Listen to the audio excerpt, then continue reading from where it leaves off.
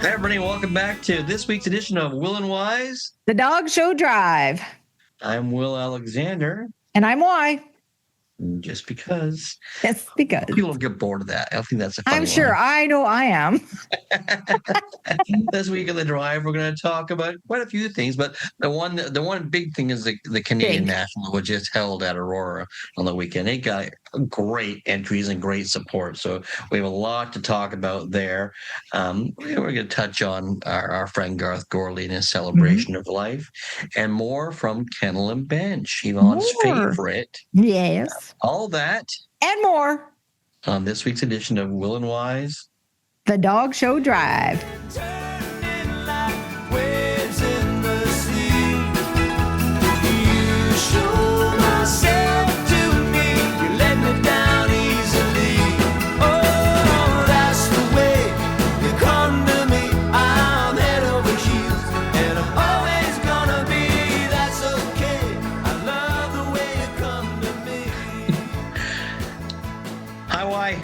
Hi, Will. How are you? Snowing here. Well, we're bracing for snow here too. So we got it. We got it. Yeah, we're bracing for it here. It's supposed to snow here for like 24 hours. Yeah, I'm worried about that here as well because I have a class tomorrow night in Woodstock area, which gets it bad. Yeah, and then I have to fly out Friday morning. To Calgary. Yes. So I'm just hoping it all works out. Yeah, I don't like. They said that it was supposed to be a lot worse than what we're getting. What else? We're used to it. I have my snow tires on. I'm good. I'm good to go. And I just call Uber to come and get me anyway. So I just call Uber. Yeah. I just call Uber. I hope they have experience. And so, how long have you been in Canada? 2 hours. I'm going to wait for the next Uber.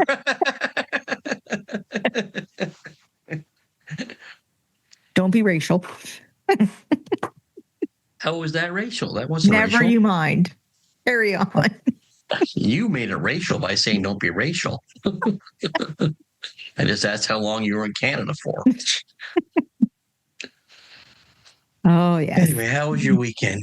You went somewhere. You went to Minnesota. I did. I ventured out of the house this weekend. I went to a dog show. I took Miss Fanny and a corgi that I own. We went to the dog show. Faith came too, and she brought her little legato, and she had some dogs to show. So, yeah, we went to Minnesota at the Canterbury Downs. It was it's a really good show site. It's a really nice show site. They do have 2 levels, but they put the non-sporting and toys, and most of the terriers are upstairs on the 2nd level, and that's where they have that benching for those people. They can bench upstairs, and then they have the bigger dogs downstairs. So, but it's really nice. You could get your picture with Santa Claus. They had some really good vendors there this year too. They had There was a full round of vendors. So yeah, there was lots to see. Were our friends there? Yes, our friends were there. I was actually concerned because they didn't show up until like right before breed judging, but that we're talking about Mandy and Doug Carlson, but they live like 10 minutes from the show site. And the first day Irish setters didn't show until almost 2:00. So there was no need to be at the show all day long. So because we all know how much Doug loves being at dog shows all the time. Yes. So yeah, it was it was a good entry. The club itself said this is the largest entry they've had in over 10 years. Yeah. So it's a fun show. It's a nicely run show, and I quite enjoy it. Free parking. You don't have to pay for parking every day. So yeah, and Fanny did not limp. So that was the goal. It's even better.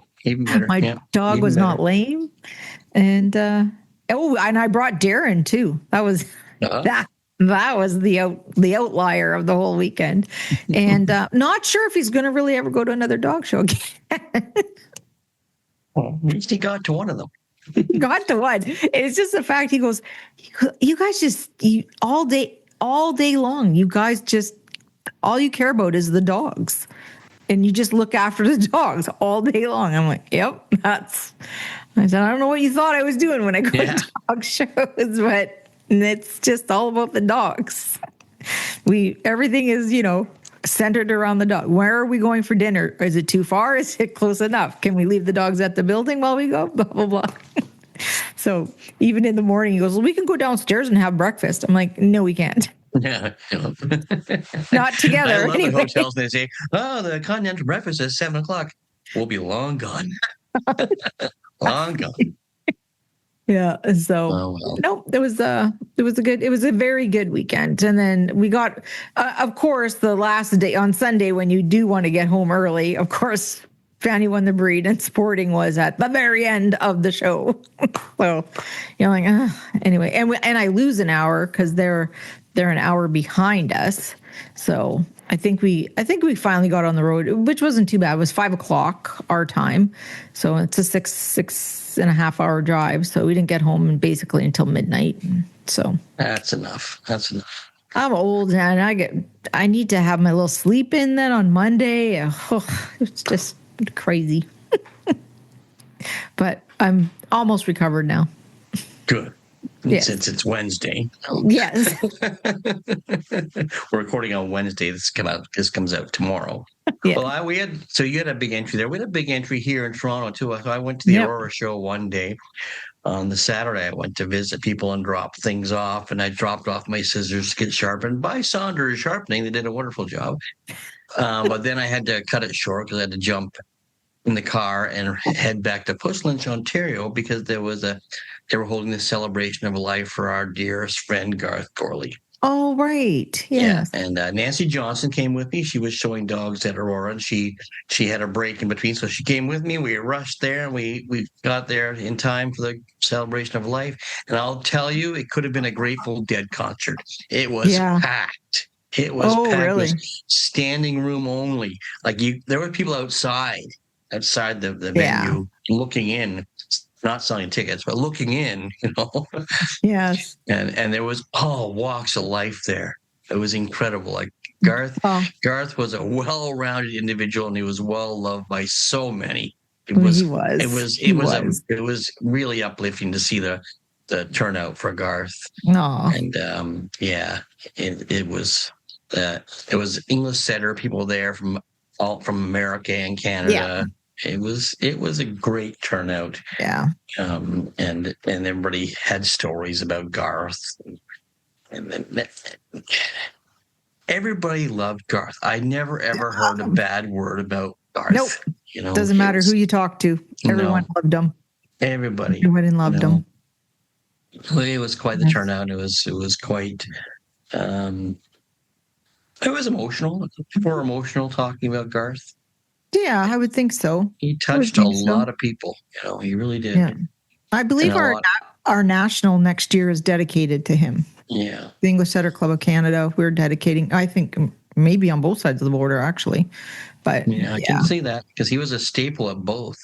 Oh, yeah, because he's always been he's been the photographer of the American Club for, I can't remember when he wasn't. And he was even the photographer at the combined specialties before the Garth. For the long time, yeah. Before that, too. He was such a great guy. He really was an incredible guy, Garth. Yes. We always just kid it. There's a general store here. Yes. Hornby General Store. General store. Yeah. And we went in there Yvonne and I went in there one day, and the guy behind the counter looked a lot like Garth. Of course, it wasn't Garth, but it was. So we always teased him that he was, here at the dog show, who's always watching the store, and then he would play along with us. It just was an ongoing joke about working at that Hornby General Store. He was so cool.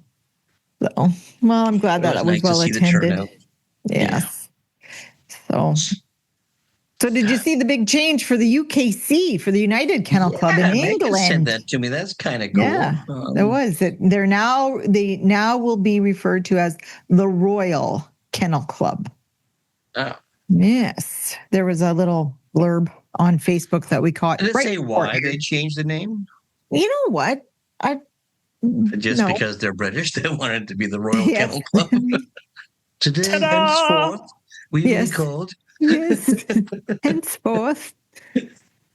And such that it may be. Yeah. No, I don't know. I don't know why I don't know why they actually changed it, but they're the Royal Kennel Club now. Yeah, I get it. That's cool though. Yeah. They had it was a great picture too. It would be interesting. It would have been really good if we figured out what castle all these dogs were, because I think there was about 20 dogs they had sitting there in front of this castle, and they were. It didn't say the castle. No, all I know that it was there were several Cruft winners in the picture. I wonder if that was all like Photoshop though. Now that I think of it, because that'd have been hard to get that many dogs to sit like that.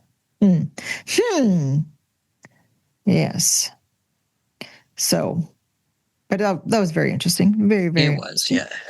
So we had a message from a listener asking us to talk about the difference between titles and awards. Right. Because so many people, not so many, but a lot of people will advertise if the dog is a specialty winner or best in show winner. So say best in show champion, wise, long-haired, but they don't realize. I'm sure it's exciting for them. Yes. I think that they can advertise that their dog's the best in show winner, but just state that it's the best in show winner. Don't state that don't say best in show champion, because that's not an award. Yeah, because that's what an award. It's not a title. Yeah, that's what the trend has become is, BIS, American Canadian Champion, BISS, MBISS, or BPIS, BPISS. It's like, you can just say it. Yes. Champion. Yes. Cock-a-doodle-doo, my dogs won a lot. Like that's, I know it does. I don't want to say irritate, but it's just, it's not the title. It's not the title. You can say multiple best in show winning champion, Yvonne's long-haired, whatever. Such and such, so and so. Yeah. Yes. But I don't. To add it on to your titles is wrong. So yeah. And we just had someone reach out and wanted us to clarify that. And in fact, they told me they were guilty of it to a point. They stopped doing it, but they started seeing it a lot in their industry of where they were. But yeah, it's an award, not a title. So yes, take that into account when you're doing your next ad for show scene or CDF, and then put multiple best in show winning if you want, or multiple especially with. But remember, for all those that are in the know, it's an award, not a title. Yes. So. Yes, you can say how many best in shows you won if you want. Oh yeah, for sure. You've won them. No one can take them away from you. And you can say whatever you want. You paid your $20 or a lot more than that. Circa 1980. I have to afford this, so it's got more than that. Yes. So that is the difference, folks. So when you're going to advertise next time, just keep that in mind. Championship. It's not that it's a big deal. It's not. But some of the old timers are questioning it. Yeah. So just remember, a lot of the judges are old timers. Like when someone says, well, that's a little old fashioned, I think that's probably correct that it was a little old fashioned. Right. Yeah. Yes, exactly.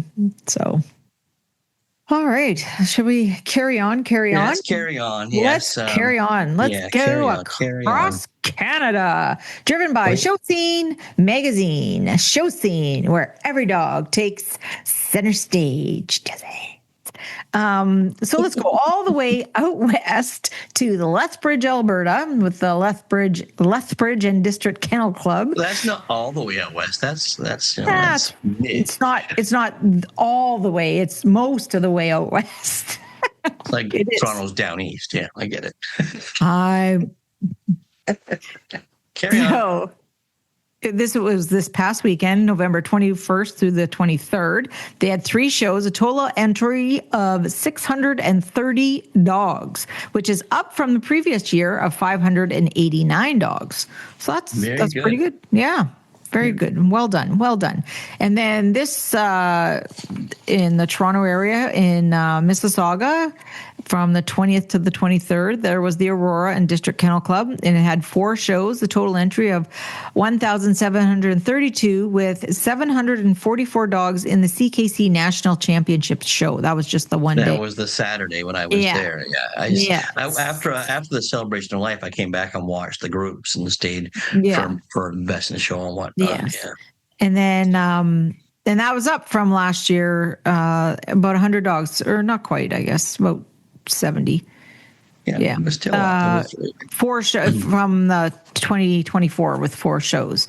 So it was all the shows that was in Canada. So that was across Canada, brought to you by Show Scene Magazine. Show Scene, where every dog takes center stage. And now our upcoming shows brought to you by Canuck Dogs, your source for Canadian dog shows. We're almost there. We're almost to the there. Finish line. Your source for Canadian dog show events online. So yes, in December we have the one and only Elora Gorge Kennel Club. You build it, they will come. Yes, the start date is December 27th, go through to the 29th. And it closes on December 11th. And that's 3 all breed shows and limited breed shows for groups 1, 3, and UK breeds. And that is brought to you by Canuck Dogs, your source for Canadian dog shows, events online. And there are no reminders for closing because I just told you the only show left is Elora Gorge, and that closes December 11th. So don't forget. It's amazing when you get to this time of the year, how many people say, "Oh, I can't wait. The year's almost over."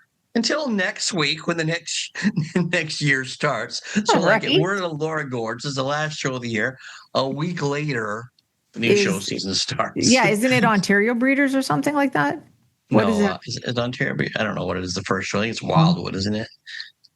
Oh, might be. I don't know. I can't remember. But I'm just saying it doesn't stop. It's just a continuation. Yeah, but when I worked for you, there was no Elora Gorge. Okay, no, and of course, this was a big break. This was a long time. Yeah, because Credit Valley was it. That was the last show. And then when we first started showing dogs, we didn't start up again until March. Yeah. Well, I don't think we actually did we have a January show? When was the London show? London was there was the we used to go to the States. States. Used to have, if you wanted to start in January in Ontario, you had to go out west. You had to start at their AKC show.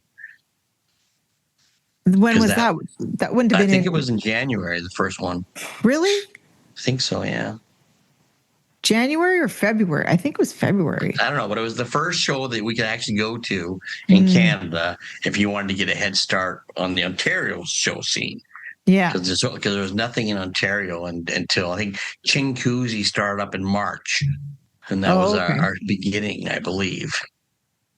Yes. But we used to do, didn't we go to Buffalo or something like that? We either did Buffalo and Ohio, or we went down and did the Florida circuit. Yes. So, yes. Yeah. Yes. But yeah. There was no rest for the wicked back then. It was just a lot of driving. And I preferred doing the Florida circuit, except for the big long drive, because going to Buffalo shows, the Niagara Falls shows, or Tallmadge, Ohio, you just never knew what you were hitting. So exactly, the weather was always yes. I remember the one year that we went, and it was terrible. Terrible. Which show? Tallmadge? No, Buffalo. Oh, yeah, Buffalo can be, well, the whole world knows that Buffalo can be horrible in the winter, you know. Yeah. But I remember doing the Tallmadge show, which I really enjoyed the Tallmadge show.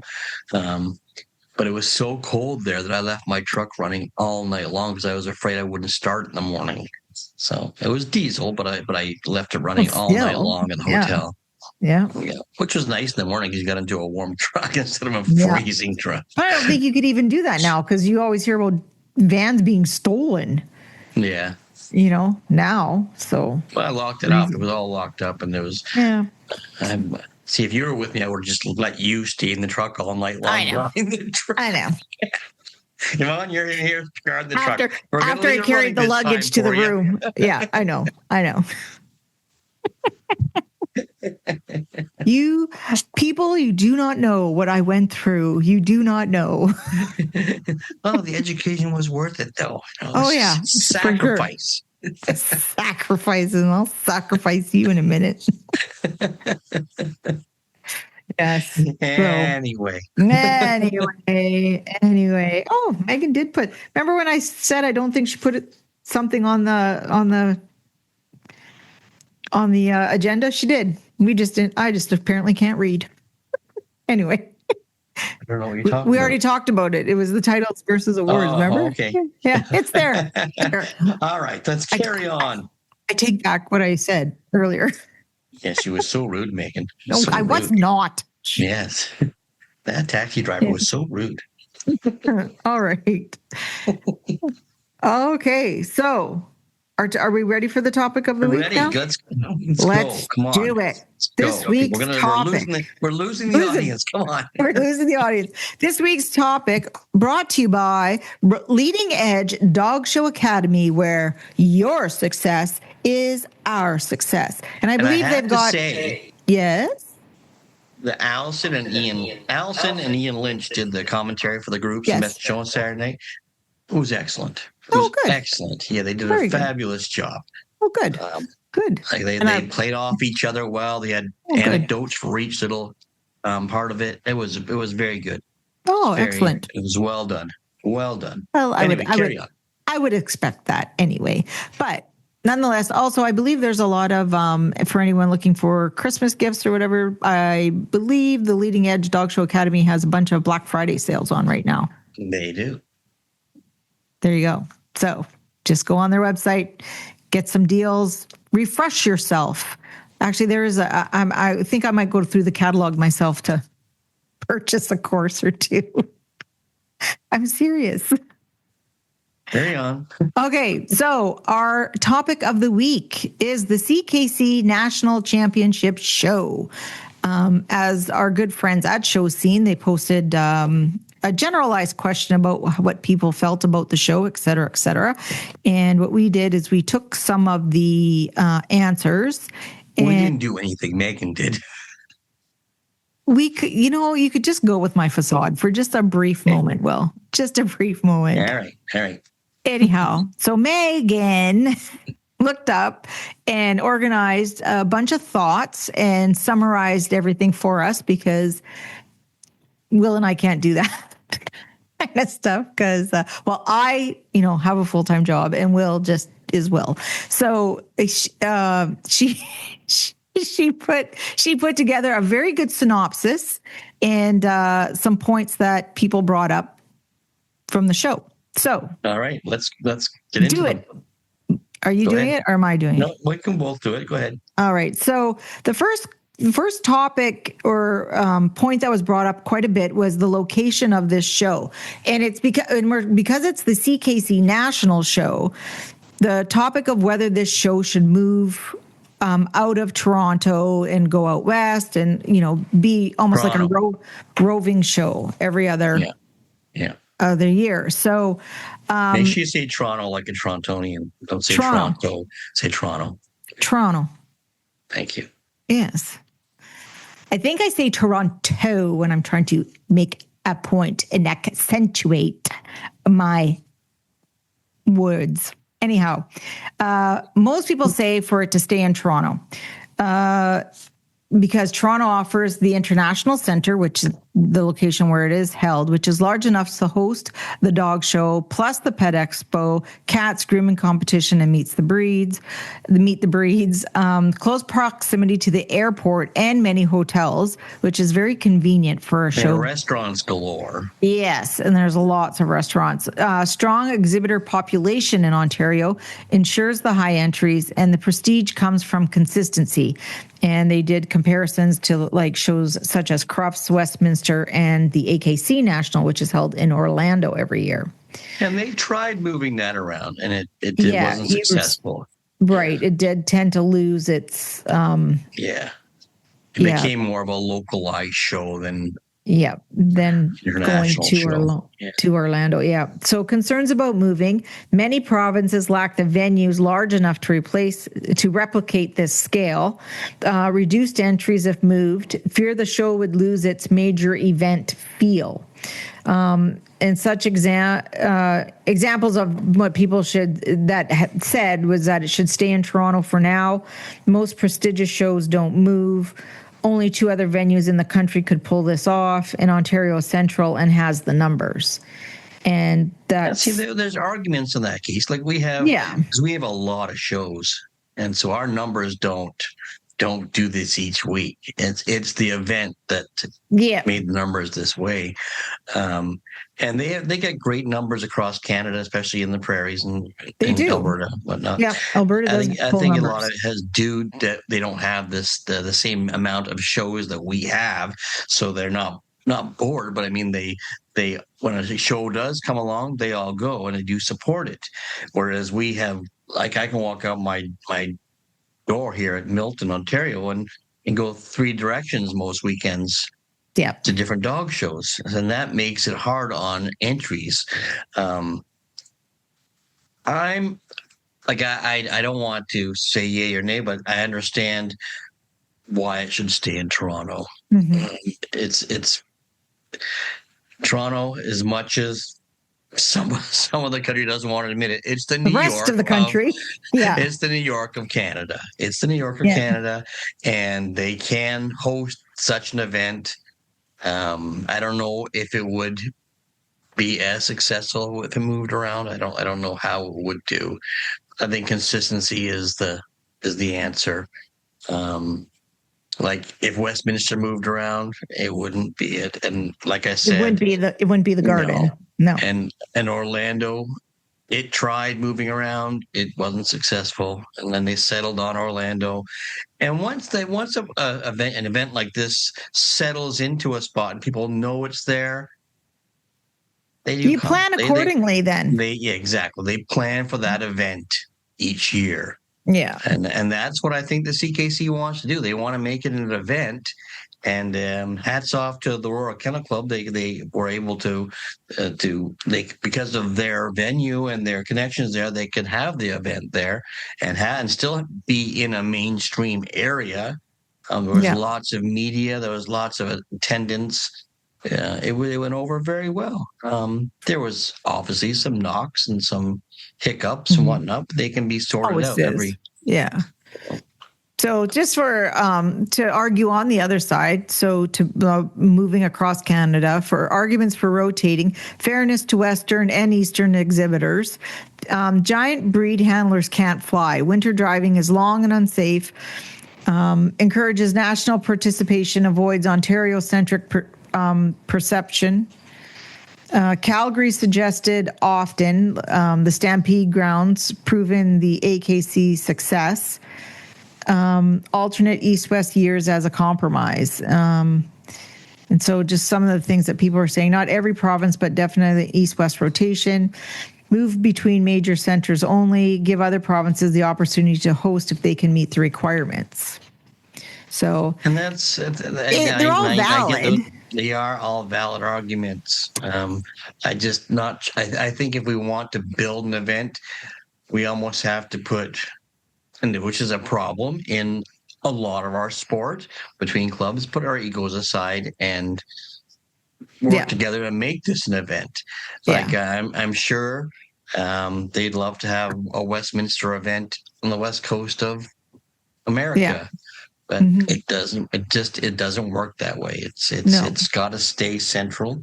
Like there's arguments for both sides. I don't want to say yay or nay for either one, but I see the consistency being the winner. Yeah, for sure. You just plan for those events. Like they were saying about big dogs can't fly and whatnot. Well, big dogs make it to Orlando. It's winter. They do. It's not winter in Orlando, but it's winter all around the rest of the country to get there. To get to Orlando, it's winter. Yeah. Right. Yes, exactly. And they all seem to make it there. Yeah, for sure. And they have a harder time flying dogs than we do. So. Oh, by far they do. Yeah. So so our next point is the venue and logistics feedback. So the major positive notes about the venue is it was beautiful, large, fully carpeted rings, professional atmosphere, like a black tie event energy, excellent cleaning staff. I read that too, that the cleaning staff there was just fantastic. Great. I heard not the contrary, but I heard because X-Pens were so far and few, and I don't think that's what they're talking. I think they're talking about general cleanliness of the not the not, even though that's all we care about. Dogs. Not yet. Yes, related garbage. Yeah. So great atmosphere, decor, spectator traffic from the Pet Expo. And they did a lot of improvements from previous years where for a while they were having outside pets coming into the show area, which was causing a lot of problems with the show dogs. So they did stop that, which was great. And they did have some certain areas, like the general public could still get there. It's a pet show, and a lot of people bring their dogs to the pet show. And then they were walking them through our setup, and nothing against the public, but some of them have them on harnesses and whatnot, and they're not ready for that atmosphere. They're not ready to be where show dogs are used to it. Show dogs are used to being in buildings, being on tables, seeing people. Well, when you bring your house dog in, your house doodle in, that's never been to an event like this, they react. And once one reacts, it's a lot. Yes. It becomes a chain reaction. Yes, it does. All right. So the common complaints and the things that need improvement at the show from the list, parking issues, very long walks. Well, there was lots. I parked a long ways away. Yeah. But unfortunately, the bigger an event gets, but it wasn't just the show dogs. It was because they almost need a parking area for the dog show exhibitors. Right. Because they were having spectators parking, and the Pet Expo has always been a big deal. It's always been very well attended. So they started taking over the spots, and some show dog people got stuck like a ways away. Yeah. And then they would try to drive up to unload, and the staff would rush them along, and that part of it wasn't favorable. But it's like that at any big event. Like when you used to unload at Madison Square Garden, it was cluster. Was chaos, and get the truck unloaded, get everything on, and that when we were in the actual garden, get everything onto those big wooden boxes, you stuff them full, and then lift them up to the exhibitor area. Yeah, with me sitting on top of the crates being forklifted. Make sure nothing falls, Yvonne. Exactly. Human bungee cord, Yvonne. I got it. Don't worry. So you just tuck your head. Tie my hair on either side. It's okay. Use a bird caught in you. It's a pigeon stuck in your hair. All right, enough. Not enough handicap parking. That's another issue. And as you said, need reserved exhibitor parking or more doors. Well, they only let us use one door. Like I was parked at door 80, and there was a door to get in, but you could not get in. Oh. They were not allowing you to get in. So. Oh. Yeah. And I guess that's because of the Pet Expo, because was there a fee to get into the Pet Expo? I don't know if there was a fee to get in the Pet Expo on that side or not. There must have been, because we had to have bracelets to get in. So there must be a fee to get because it's a security issue too, right? If you leave every vendor, every door open to the building, you know, something nefarious is bound to happen. I've been wanting to. But I think they had it like at one point at the front door, there was like 6 security people. They could have had 2 at the other door, 2 at this door. It's not like they're being rushed. Let's rush them now. Let's all get in. Some of us won't make it, but some of us will. That didn't happen. Yes. The next point was, as you were saying, the dog relief areas. Not enough grassy space. The X-Pens not cleaned often enough.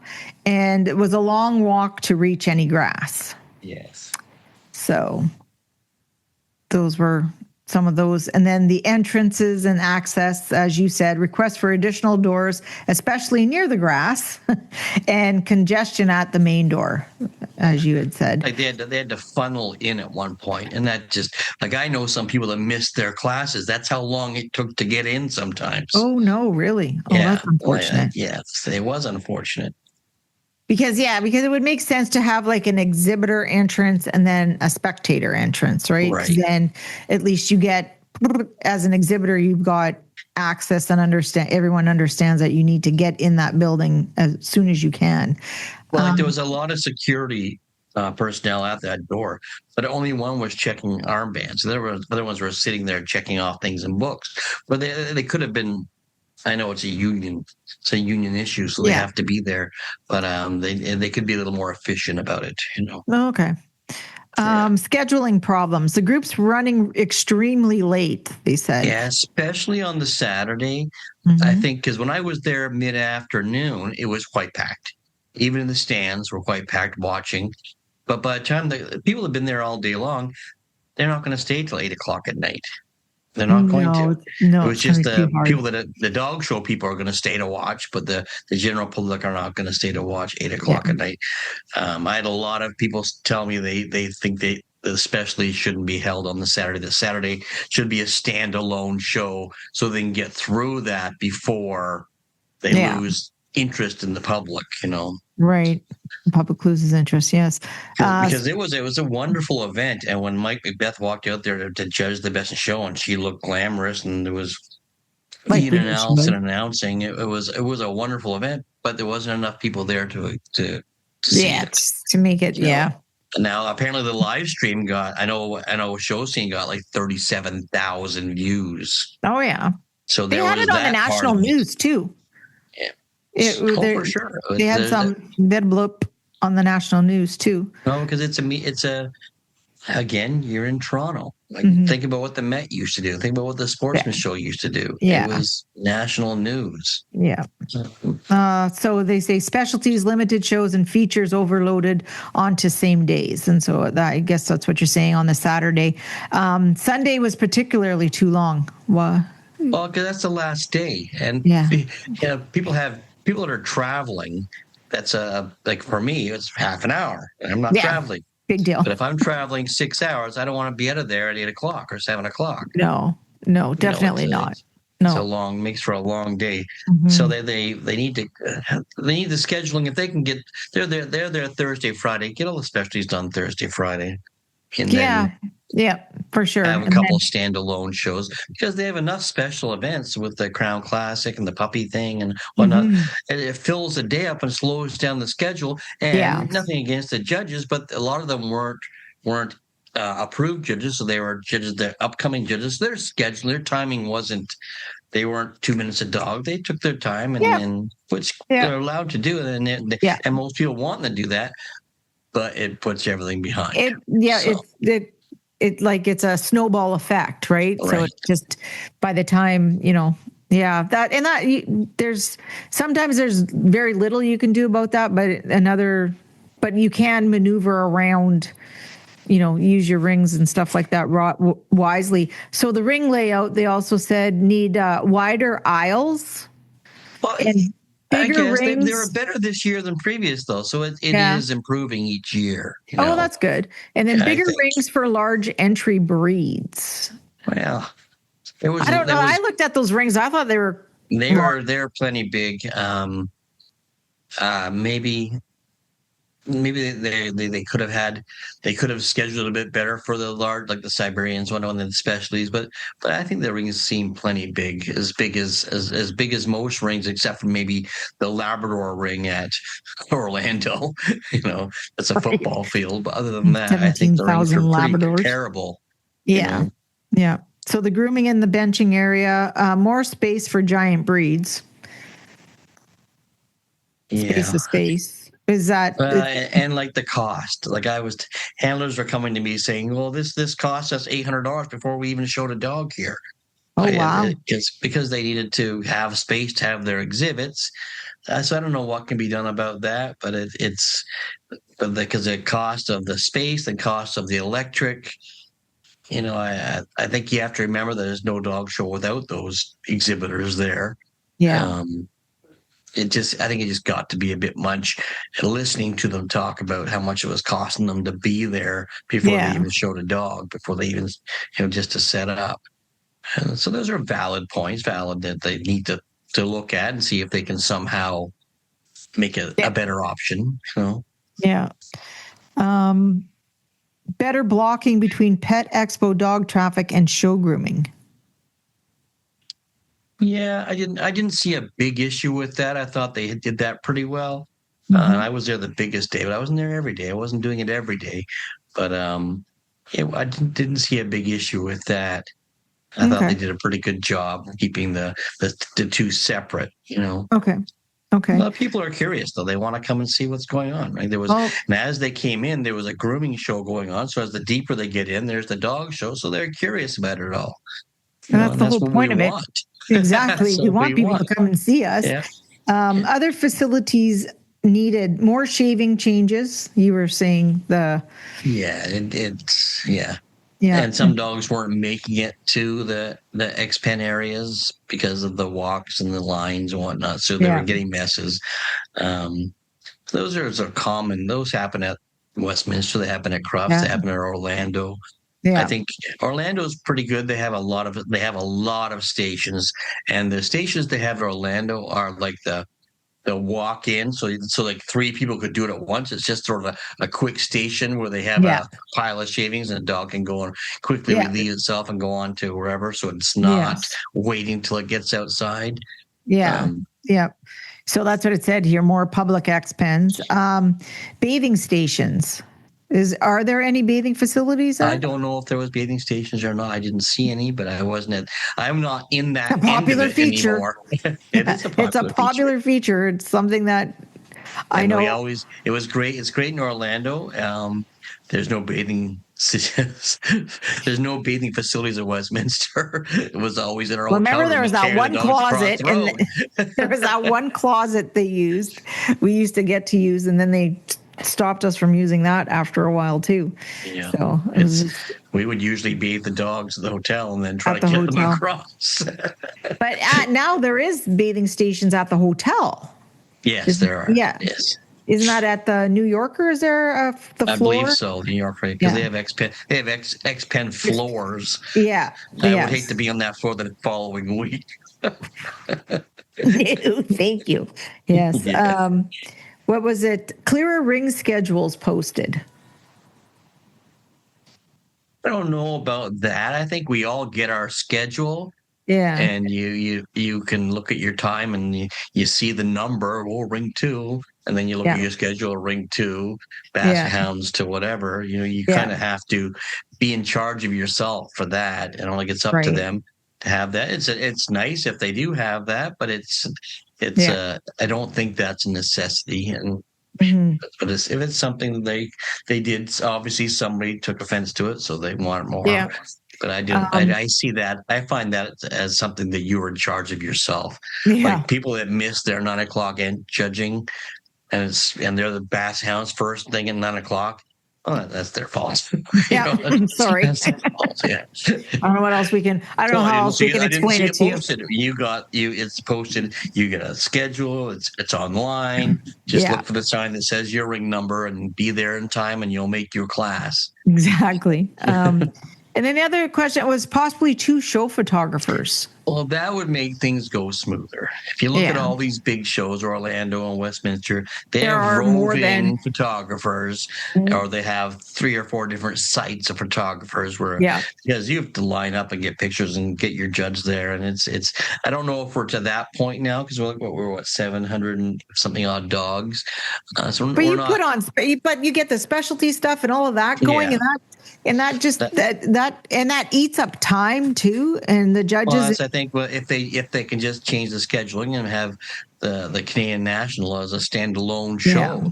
Like, can you imagine if we had national specialties the day of Westminster or specialties of Westminster? It would it wouldn't work. No, not at all. Not at all. So they need to think about that.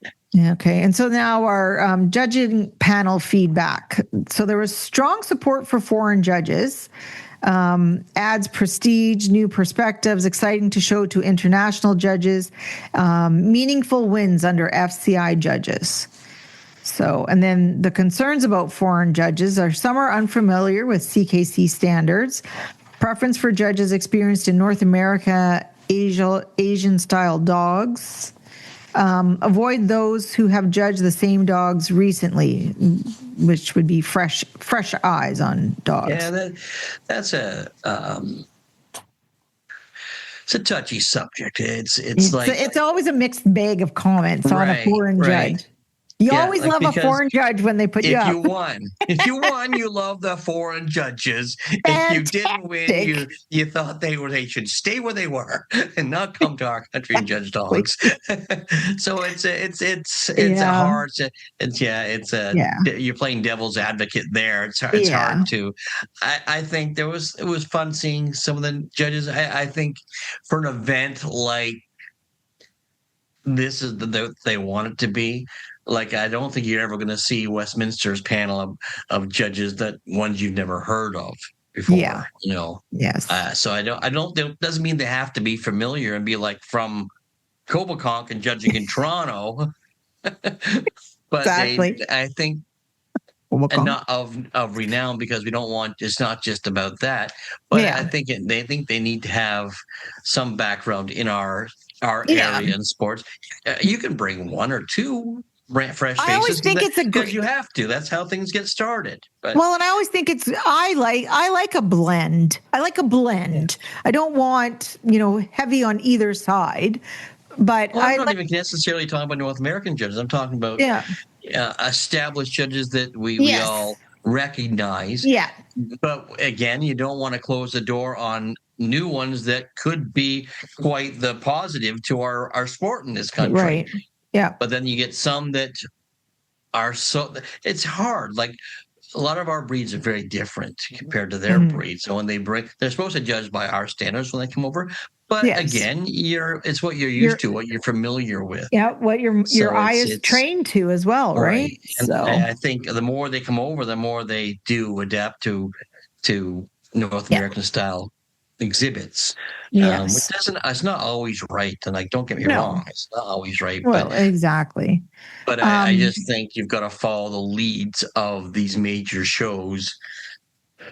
Yep. Like even like the Crufts judges and the Crufts breed judges, they're all. It's a mix. It's a mix, but you can find out who they are and what they've done, and But it's a mix because they got their entry, so I don't know what's right or wrong. Yep. So they said to add an owner-handler series finals. That would be interesting. And add bred by or owner-handled all-breed classic day. Yeah. And, take that off of the Saturday as well. But, other events, that would be awesome to have as well. Yeah, they're fun as long as the scheduling is right for it. As long as people just, it's hard to work if you're there till 8 or 9 o'clock at night. It's hard on the exhibitors. It's hard on the dogs. It's hard on everybody. It's hard on the judges. For something like an owner-handler series or the bred by, that's something that you can promote all year long so that if, someone wants to go to that, they can plan accordingly. Because you look at the National Owner-Handler Series.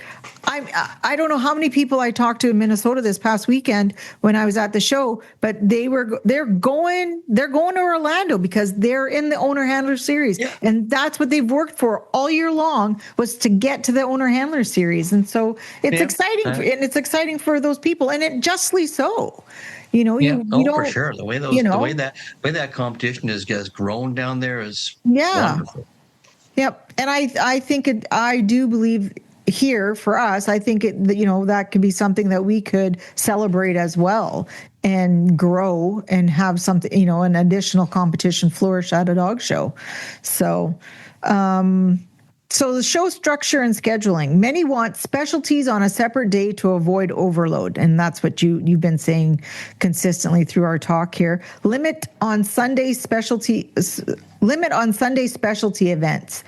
and that just goes part and parcel with what we've been talking about earlier. And that answers like this. That the next earlier group start times. Well, that that will answer. That will do it by less. Yeah. Just make them standalone shows. If you want to have that big Canadian national show, make it a standalone show and make it special. Yeah. Not just trying something to get through. Yeah. Improve communication, email instructions to entrants for special features. I'm not sure what that means exactly. Was there something, do you know of anything? No.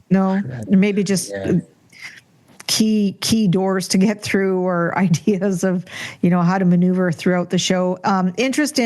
So then there's the interest in the owner handler series, the bred by finals, and more performance events for top competitors such as obedience, rally, and agility. The reality you almost is have to have a separate hall for those things. Yeah. Well, I mean, you look at Westminster. Westminster does the agility before they don't mix well, so they would need a separate hall. So, and if you go, I think the agility is all sold out for Westminster already. The tickets to get in to the Javits. It's a very popular event. But it wouldn't work well with the confirmation show in the same arena. No, because agility dogs it is about hype and getting them going, and they, to perform. And but that would be something to think about, if they can do it on a different day or something like that, for sure. Public outreach and pet expo integration. It was very positively received. Increases the spectator exposure to purebred dogs and responsible breeders. Strong encouragement to keep this partnership wherever the show is held. If rotating, comparable venues must also have this public access advantage. And I think that's very true. It's because of the Pet Expo that you're going to draw the public. Yes. It's a big draw for the public, and let's face it, if 10% show interest in the dog show, we're winners. Exactly. Fairness, accessibility, and national identity concerns. Western exhibitors feel excluded. Breeds affected by Toronto BSL cannot attend. So that's breed-specific legislation for anyone who doesn't know that. And if you look, it usually affects most of the bully breeds. The breed-specific legislation. So, bully breeds are well represented at all our shows. I know, but that's what I'm just saying. Breeds affected by Toronto BSL cannot attend. Well, there was bull terriers. There was bully breeds there. I don't know why it said that then. Winter travel is dangerous. Spring shows suggested. And I don't know. For us, I don't know. I always find the end of the year is like a culmination of your year, whatever. Let's face it. If some of the top dogs had won these awards, it could have changed. Standings drastically. Yeah. Suggestion: 2 national scale events, one in the West in the spring, possibly Purina sponsored, one in the East, the fall, continuing with Royal Canin, or alternate Toronto, Calgary annually. So the overall sentiment, overwhelming praise. It was a beautiful, prestigious, magical atmosphere. Canada finally has a big fancy event. The general consensus was the show was an excellent first attempt at a major national level event. Toronto works extremely well logistically and economically. Improvements are needed, but considered minor and fixable. Yeah. Is that what you... Exactly. See, they talk about the logistics of the dogs getting from the West. Back when Quetta Valley was our big show. Yeah. At the end. Everybody came. Everybody came. Yeah. It was just the way it was. And they found a way to get there. And over the past few years when the travel has been issues, dogs came and they stayed until the show season was over. Then they went home. So it can all be done. Yeah. Do you want to read some of these comments? How are we doing on time here, Mr. Alexander? Well, we're getting there. We're getting there. Yes. Michelle Godet, I know we really I know we did have the Purina National here in Alberta before, and that would travel. However, in looking at some of our venues compared to what this one looks like, I'm not sure we could support it at some of our venues in the West right now. If we did in the summer, it would almost need an inside spot for if it runs late into the evening. Flying is always going to be an issue at this time of year. If it could be earlier in the spring when the roads tend to be better, that would help the travel logistics. The Lower Mainland show that TradeX used to be awesome. However, the financial costs of the grass green carpet rings and then this video and all, then I can't read. And then also video support is tough. So logistically, it would have to be the travel to show for Western Canadians.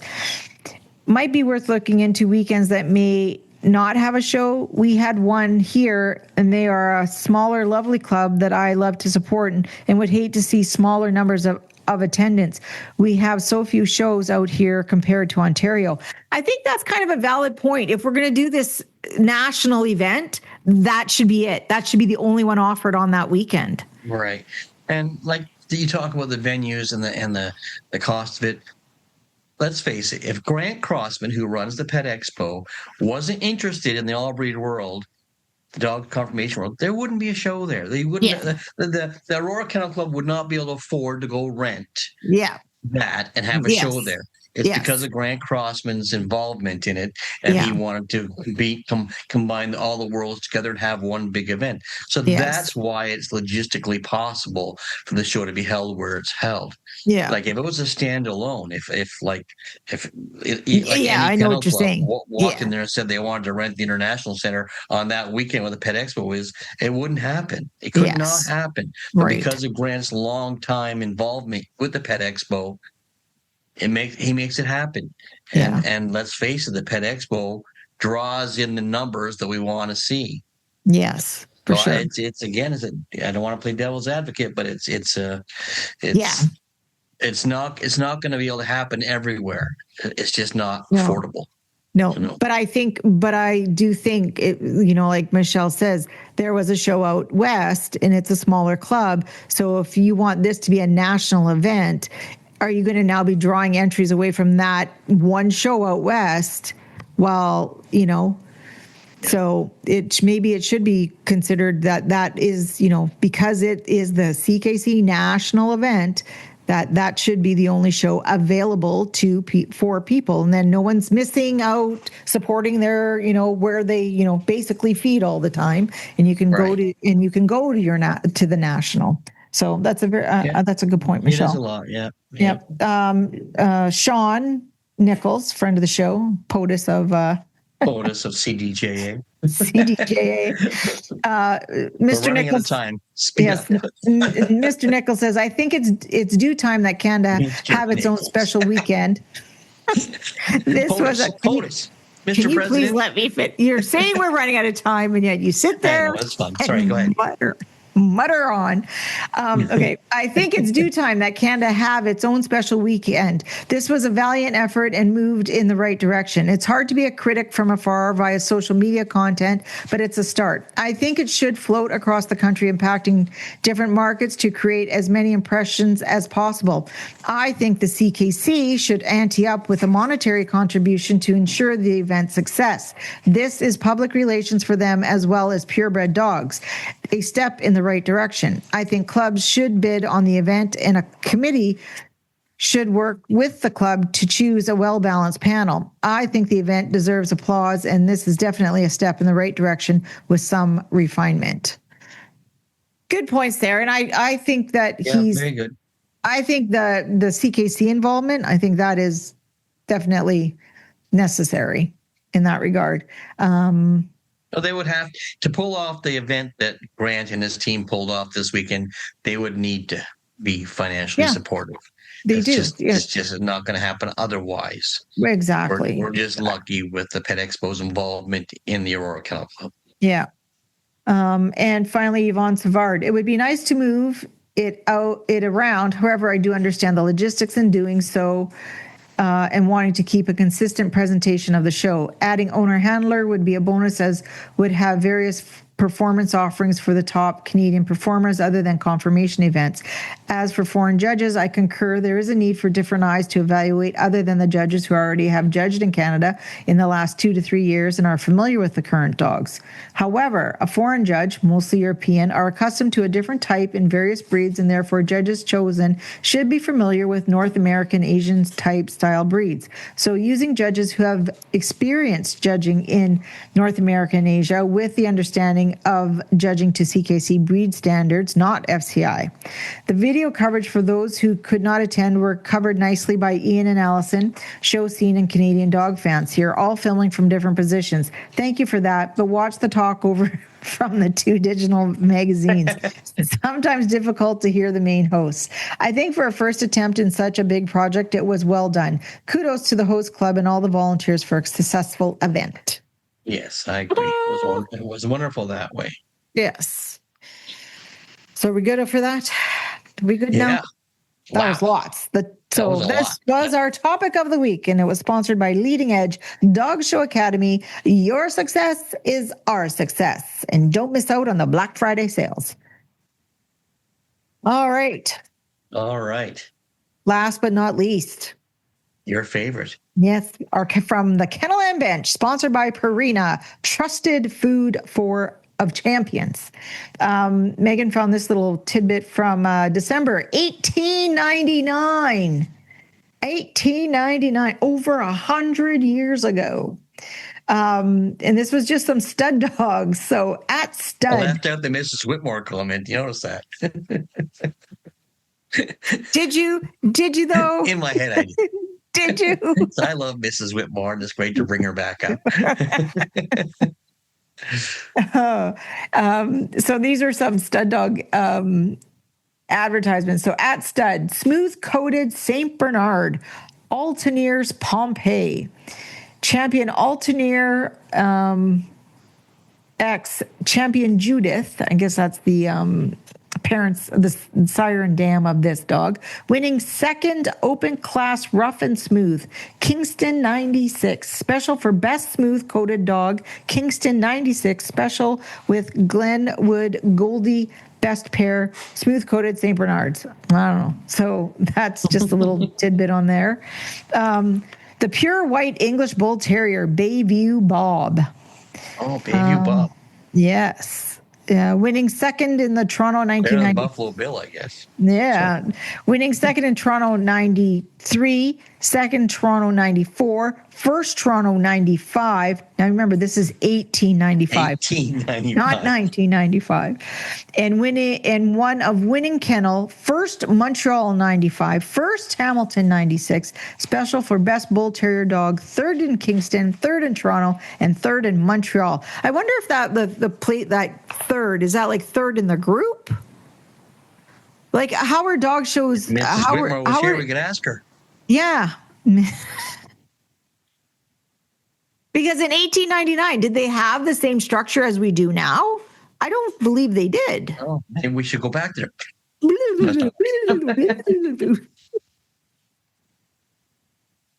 Sorry. In the back, in the far away. And then the Black Cocker, Holy Smoke Black. Brant by Champion Brant and Rose. Winning first and special and one of winning kennel, Toronto Kennel Club show in 1895. First in Kingston in 1896. The above dogs will be allowed a limited number of bitches outside of the owner's kennel at reasonable fees. And this is stock for sales, and this was Bayview Kennels in Trenton, Ontario. Wonder what the fees were. What's reasonable back in the 1890s? Is it $2? $20? $10? I don't know. I think $10 would have been a lot. I'm thinking $2. They were big winners. They were big winners. $2. 2 bits. 2 bits. Shave and a haircut. 2 bits. 2 bits. Yeah. Yes. So that's that. So that was from the Kennel and Bench, and that's ProPlan, sponsored by ProPlan, the trusted food of champions. Right. So there was talk about how much time do we have? Not a lot. Not a lot. Yeah. there's a lot of issues going around with sicknesses at these big shows. You know, you got to watch your dogs and watch people. After the event like Aurora, everybody has something. You know, it's like at Westminster, we always have the Westminster crud, they call it. Yeah. Someone gets sick, but there's all kinds of things like that going around right now. It's just the I don't know if I should. There are some diseases that just aren't curable. It's just there's no cure. It's just pure fiction, and stage 4 diabetes is one of them. And people forget that not everybody is passed. So there's some fact checking. So I'm going to leave it at that. I understand. Yeah. Because anyway, those who know. That's right. So are we good now? We're good. Can we let Take us away. Can we let these poor people go? Oh, they're driving down the road wondering, what the hell did he just say? What are they talking about? Call me. Anyhow, for all of you going to a dog show this weekend, and you, Mr. Alexander, flying out to Calgary, because you're going top dog dinners this weekend. Yeah, top dog. There's no business like show business, baby. There's no business like show business. I can't go because I'm too tired. Anyhow, I've been to my one show this month. Anyhow, for everyone going to a dog show, drive safe, seatbelts on, glasses on. Till next week, guys. Bye. Yep. Stay safe and stay healthy. Healthy.